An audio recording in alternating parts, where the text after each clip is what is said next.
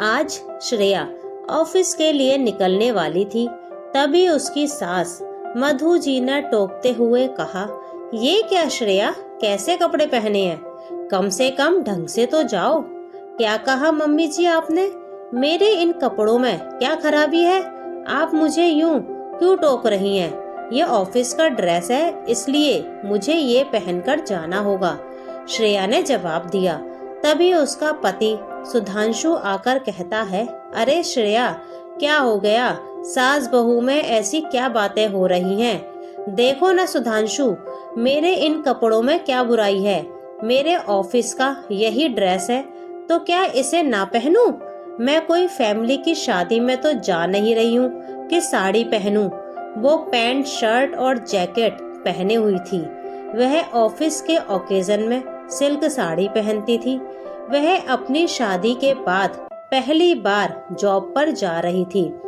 शादी के बाद ऑफिस का पहला दिन था, इसलिए उसकी सास ने उसे देखकर टोका, मम्मी जी, आपको तो पहले से ही पता था कि मैं छुट्टी के बाद जॉब पर जाऊंगी, फिर ये टोका टाकी क्यों? श्रेया ने सासू माँ से पूछा। तभी मधु जी कहती है, तुम तो कहीं से बहू लग ही नहीं रही हो। तब वो कहती है, हाँ मम्मी जी, काम के समय मैं आपकी बहू नहीं हूँ, क्योंकि ऑफिस के समय ऑफिस के हिसाब से रहना पड़ेगा। मैं जब तक घर में रहूंगी तो कायदे से रहूंगी। तब यह सब सुनकर मधु जी परेशान हो उठी। श्रेया से बोली, श्रेया, तुम अभी नई नवेली हो तो इतना बोलती हो? हाँ मम्मी जी, मैं पुराने जमाने वाली बहू नहीं हूँ कि अपनी बात कहने में वर्षों लगा दूं। जो कहना है वह सामने से कहती हूँ। क्या कहा, नए जमाने की हो? वे बोली, हाँ मम्मी जी, मैं नए जमाने की हूँ। मैं पहले की बहुओं की तरह चुप रहकर घुट घुट कर नहीं सहूंगी। मैं अपने सारे फर्ज निभाऊंगी और ऑफिस और घर के बीच तालमेल बनाकर रखूंगी। तब सुधांशु बोला, बिल्कुल ठीक कहा श्रेया, ऑफिस और घर के बीच तालमेल तो होना ही चाहिए। मम्मी जी, लौटकर बात करती हूँ, मुझे अभी देर हो रही है।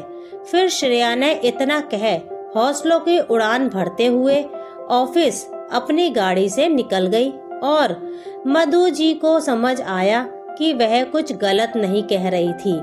फिर वह कुछ नहीं बोल पाई। तभी सुधांशु ने कहा, मम्मी, क्या आप जानती नहीं कि यदि रस्सी को जरूरत से ज्यादा खींचेंगी तो वह टूट ही जाएगी। इसी तरह श्रेया को उतना ही टोकिए जितना वह सुन सके। वह आज के जमाने की है, आप उसे प्यार से समझाइए, वो सब समझेगी। इस तरह ऑफिस से जब वह लौटकर आई तो मधु जी बोली, बहू, तू काम पर जा, इससे मुझे कोई ऐतराज नहीं है, पर ये समझना कि कोई तुझ पर उंगली ना उठा पाए। मैं इसलिए तुझे टोकती हूँ।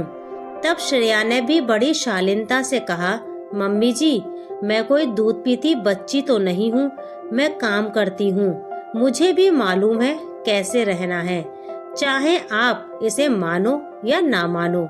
घर में कायदे से आपके हिसाब से चलूंगी, पर ऑफिस में ऑफिस के नियम मानूंगी। आप भी ये मत सोचिए कि मैं काम पर ना जाऊं, तो ऐसा होगा नहीं, क्योंकि शादी के पहले ही तय हो गया था कि मैं अपनी जॉब नहीं छोड़ूंगी। मेरे काम करने से पैसे तो घर में ही आने हैं। मैं चाहती हूँ कि आप टिपिकल सास की तरह ना रहें। इस तरह दोनों की बात सुनकर सुधांशु हंस पड़ा और कहने लगा, मम्मी, कहा था ना कि श्रेया गलत नहीं है। यदि हम नहीं समझेंगे तो कौन समझेगा? फिर इस तरह दोनों सास बहू भी मुस्कुरा दी। हम चाहते हैं कि हमारे घर पढ़ी लिखी बहू आए, तो हम क्यों उन पर रोक टोक लगाते हैं? कपड़े में शालीनता हो, इससे ज्यादा हमें क्या चाहिए? यदि हम अपनी बहू को आगे बढ़ने का हौसला दें, तो वह क्यों पीछे रहे? इसलिए हमें खुले विचारों के साथ आगे बढ़ने में उसका साथ देना चाहिए, ताकि आने वाली कठिन परिस्थितियों में भी वह तैयार रहे।